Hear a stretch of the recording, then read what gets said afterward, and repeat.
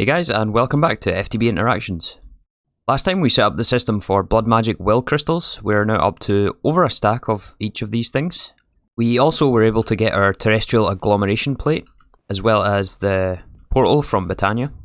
We haven't quite used this yet, but we'll get to that soon. So between the episodes, I actually have set up a few things. Let me show you.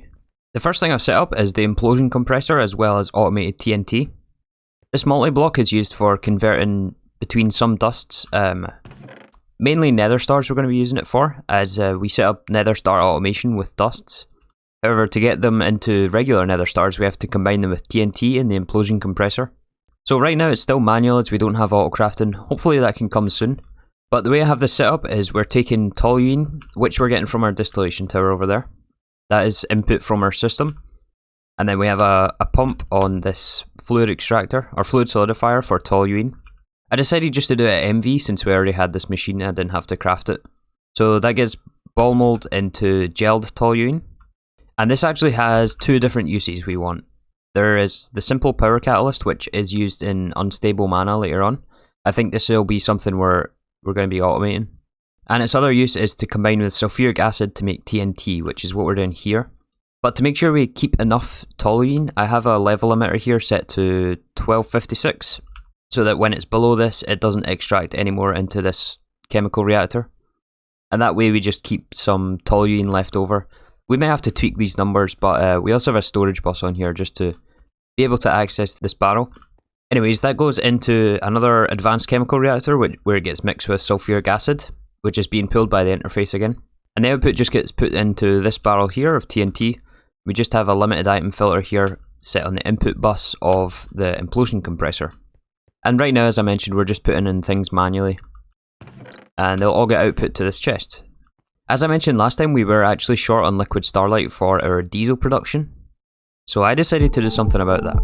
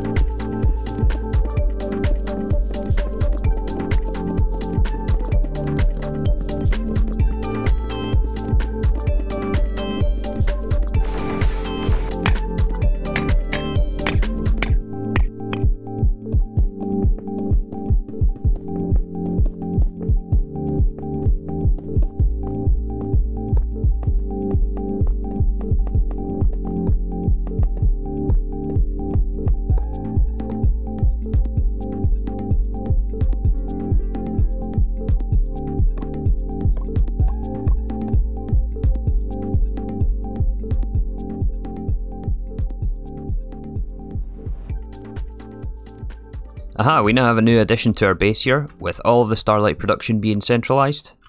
Unfortunately, this does absolutely kill the frame rate on this area. If we look over here, I'm getting like 150 FPS, and then we look here, it's like 40 when this is turned on. I have turned it off right now. But this is all just done with item and fluid conduits into a ender tank. And the ender tank is connected down here where it's put into this fluid interface. And that just goes into our system and to get distributed everywhere. So that more or less solves the diesel issue. We are now way overproducing diesel. The only problem still is oil. We have to get our crystallized oil, which comes from regular oil. And the way we're getting our oil is still from this fluid pump from Industrial Foregoing. But it doesn't last very long. I know there is the Astral Sorcery solution of the Neuromantic Prime. This one here. This is another multi-block, but we are still to set this up yet. But that's probably something we'll look into. And I should probably move this oil field now that it's empty. But yeah, I don't really know why it does this, why it kind of goes halfway down. I have put in some, or I did put in some range add-on on this, but it doesn't seem to do anything. So yeah, we are up to 8,000 buckets of oil, of nitro diesel I mean. And we're also gaining on liquid starlight. I did also notice there was multiple ways to create starlight and not just the chickens. I don't actually know if these give more, or like, I don't know if these are faster or last longer than the eggs. I know they all give 1 bucket, but yeah, I don't really know why you would pick the more expensive ones if they're all the same. I don't know, but that lag is kind of unbearable when it's on. Anyways, the plan for today is to make our Euclides Prime Artifact if we can. This will be combining all of the things we've done in the last few episodes. So the first step for us is to make the improved Ender Eyes. This is done in a chemical bath with Eyes of Ender and Radon. We should have a decent buffer of Radon by now. 55 buckets, I think this will be enough for us. So we're going to be making a full stack of these Ender Eyes. This should also be the quest, if I believe. Oh, it gives us 1 free. How generous. Anyways, that then leads on to the Fusion Crafting Core, which is what we need to craft the artifact. So this is definitely not a cheap recipe in this pack. The Draconic cores take titanium wire. We do have quite a lot of titanium buffered now. These improved Ender Eyes, but it also takes the next tier of processor. So these quantum processors we haven't made before, so let's look into doing that. So the nano CPUs, I do have a few of these backlogged. This is just raw carbon fibers, CPU wafers, and glowstone. The platinum wire, we have a little bit of that left, I think. The SMD transistors and capacitors, we are kind of running low on, but it might be enough just to get us by. But there's 2 things we haven't made yet, and that is the qubits and the fiber reinforced boards. So let's start with the boards. These are copper foils, sulfuric acid, we've got both of those, and fiber reinforced epoxy resin, which we need to combine epoxy resin and raw carbon fibers. We're currently on 444 buckets of epoxy, so we're good for that. And as for carbon fibers, I did batch craft these a while ago. So we have over 500 of these things. Let's grab some epoxy resin for this. Unfortunately, I'll need to wait until the chemical bath is finished. So in the meantime, I'll make up some more copper foil. And the sulfuric acid, we should have a backlog of that stuff. So that just leaves the qubit CPUs. And this is going to be gallium arsenide, nano CPUs, and improved Ender Eyes per wafer. And this is also in an EV chemical reactor. So yeah, let's start the EV age, I guess. Okay, you know what? We're going to change plans just slightly. Instead of making these quantum processors, we are going to make the nano assemblies. And the reason for that is I don't actually have much more platinum. The only way to get platinum is from the end, or we can starlight transmute end stone. And then we can run that through the infernal deconglomerator, which is probably something we'll end up setting up anyway. And this will also give us tungstate. But for the time being, I'd like to focus on getting to Euclides Prime. So I think we can make do with just batching a few of these assemblies, which just takes epoxy boards, small coils, SMDs, the tier 3 circuits, and fine electrum wire instead of platinum. So it's a bit more expensive base resource wise, but at least we have all of this stuff. So I'm going to gather up these materials and we'll make a batch of nano processor assemblies instead. So I'm just waiting on a bunch of components finishing here. I have some SMDs being made, some more copper foil and things. But first let's unlock the quest for this, which wants a EV machine hull. And this is some titanium, which we should have built up now. Gonna make 2 stacks of plates here. Okay, some of the plates finished. Let's make our first EV machine casing. And I guess it wants the machine hull, which is what? Aluminium cable? Okay, we don't have any of that. Luckily we have over 5,000 aluminium. Let me get some of the cable. Alright, and with that, there is our first EV machine hull. And the quest. This gives us 8 hot titanium. I'm not going to pick those up. But yeah, let's get the nano processor assemblies now. Okay, so I got enough materials for half a stack. This honestly may be too many, but it's better to have too many than too little, right? And the next steps is going to be to look into the Fusion Crafting Core here. So this just takes some lapis. We may actually be short on lapis, if I'm honest. Okay, we've got enough for it, but it's not ideal the amount we have. But for the fusion crafting, we also actually are going to need the chaotic fusion injectors. Luckily in this pack you don't have to craft them up from the previous tier. It's just a straight craft into these things. So the resonant ender is just fluid extracted ender pearls. We have tons of these things. HV machine casings, we have a lot of stainless steel by now, so that's alright. But these crystal matrix ingots, I had a look at these last night, so I started crafting these things up. This is why we needed the nether stars. and why I set up the implosion compressor and also buffed our liquid starlight so that we could have excess for this. So this is done in a HV blast furnace, nether stars starlight, and also diamond lattice. So in total we're going to need 16 crystal matrix ingots, which means we need 32 diamond lattice. And the lattice looks like this. So I did already start crafting this last night. I did make the 32 diamond lattice, I believe. Yeah, they're already in our system here. This involved going to the nether for some dimensional shards. And then that was just mixed with diamonds. This is more diamonds. And then this is star metal screws. These are fairly cheap, to be honest. And then I guess we should get this going in the blast furnace since this is 250 seconds each. So we will need a few more nether stars. I might have to fight some more withers just to get up to the 16 that we need, as we don't quite have enough dust yet in our automated system. So that's our blast furnace going. This will take quite a bit of time, I think. Yeah, let's double check on the processors. This might be a quest for the first 12. Maybe we haven't unlocked that yet. Oh, there was the quest. This was just a check mark that we missed. Unfortunately, it doesn't give us any free circuits for that one, but oh well. But anyways, yeah, I'm going to gather up the rest of the materials and hopefully we'll be back to craft the fusion crafter. I think we're at a point where we're just waiting on this blast furnace, so why don't we actually overclock this thing to EV? Now that we have the titanium to do so, I think we do have diesel generators on that line that can handle EV power. I guess we'll have to wait for it to finish though. Also, while I was crafting all that stuff, we got this quest for the quantum processor since we made 32 of these things. It only requires 16 for the quest, but this actually does give us some qubits to work with, as well as some fine platinum wire. So if we wanted to, we could actually make some of these quantum processors, but I don't think it's necessary at the moment. While we wait for our blast furnace, there is also one more step we need for Euclides Prime, which is this warp controller. This is a fairly expensive multi-block, which takes 8 blocks of titanium, but we have this by now. 2 blocks of gold, some machine structures. The warp controller itself, I think we can do all this. I hope we don't have to set up our precision assembler, since we took it down before. I think I have all this stuff though.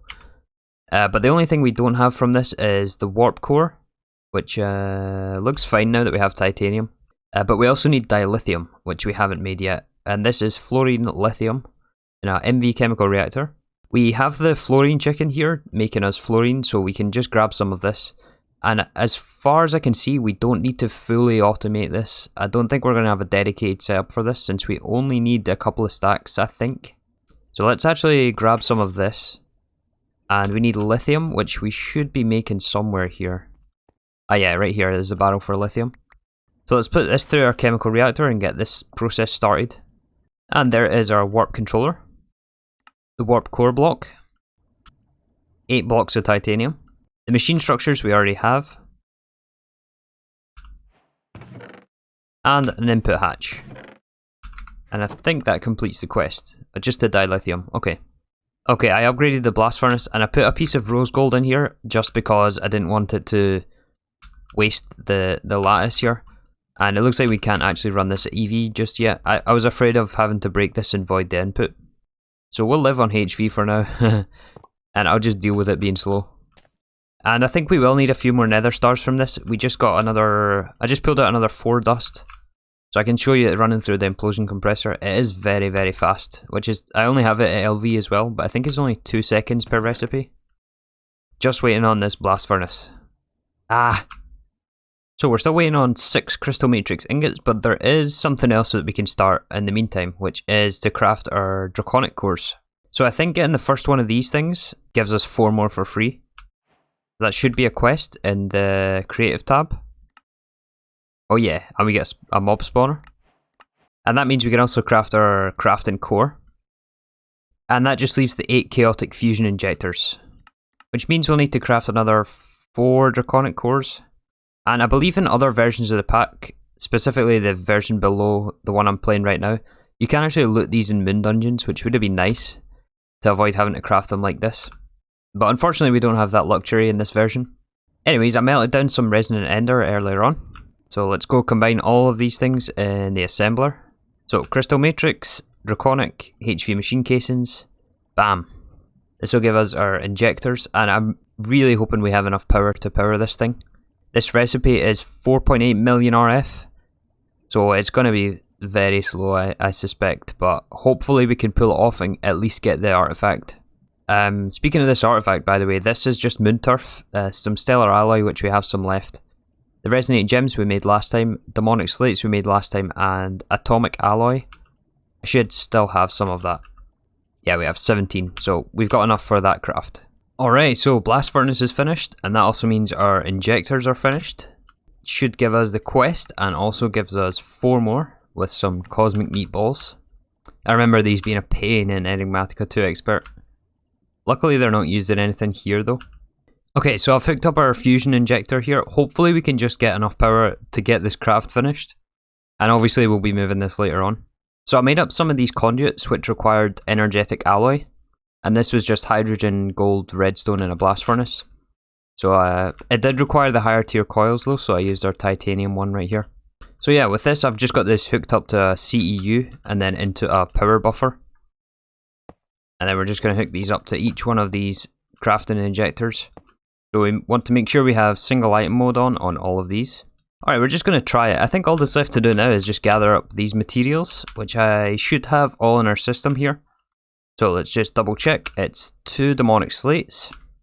I don't think it matters where we put these. 4 resonating gems. 2 atomic alloy. 4 stellar alloy. And the last one is moon turf, which I don't actually have on me. I only have the dark moon turf, so let me go to the moon and grab some moon turf. Plenty of moon turf here. Let's just start this. I wonder how long this is going to take. I have a feeling it'll be quite a while. Although it is charging up quite a bit faster than I thought. How's our power doing here? I mean, it seems to be keeping up alright. Alright, we almost have it. And there it is, Euclydes Prime Artifact. So now we have to build our warp controller and use this Prime Artifact to discover the planet. We're going to also take a celestial gateway with us. I'll give it a little name. And I have the rest of the multi-block structure in my bags here. Let's first of all make sure our spacesuit has enough oxygen in it. I believe the planet of Euclides Prime is actually breathable air. It's like Earth. But to get there, we're going to need to go via our space station, which doesn't have any atmosphere in it yet.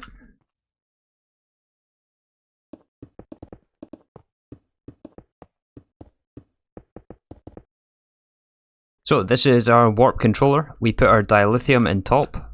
So before we can use our warp controller to warp to Euclides, we have to first discover the planet, which is why we need the artifact. So I believe if we just put the artifact in one of these slots and search for planet, or maybe we need a planet ID chip. Okay, we'll try with a planet ID chip and then search for planet. Alright, is it going to show up in the planets list here? I don't know. Ah, there it is, Euclides Prime. Alright, so now we can see our destination is Euclides Prime. Fuel cost is 500. I did put in the dilithium here, didn't I? Yeah. Oh, I guess it doesn't auto-input like the Greg Tech machines. We have to actually put it in the input hatch. Alright, is that going to be enough? Oh yeah, we've got 1,000 and it costs 500.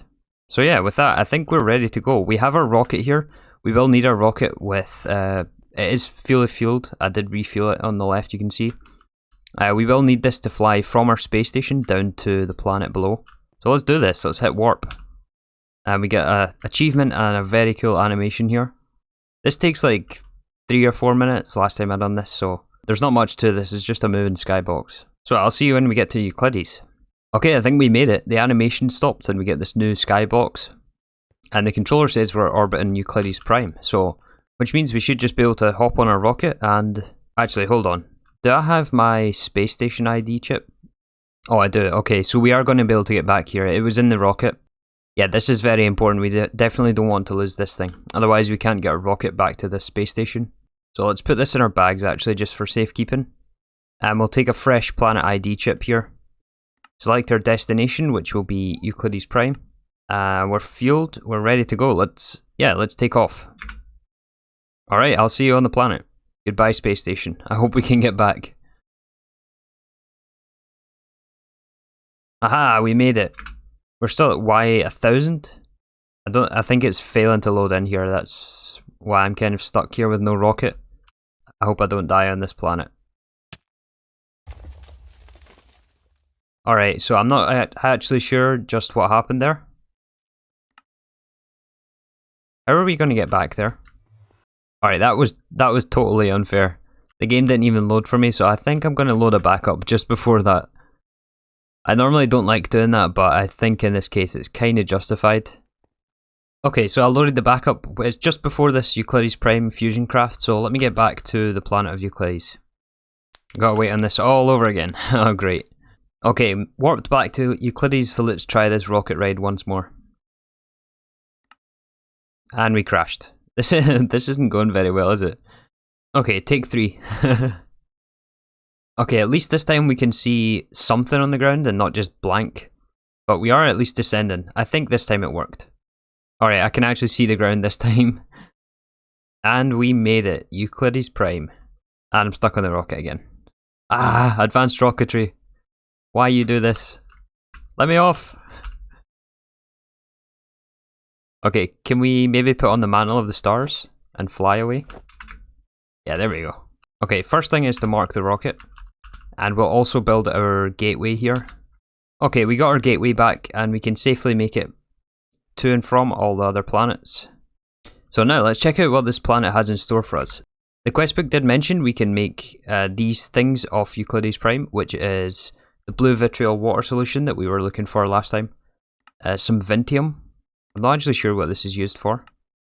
I'm sure it'll come in handy though. And this photo fission nuclear chamber. But the thing I'm most interested in here is finding a dungeon.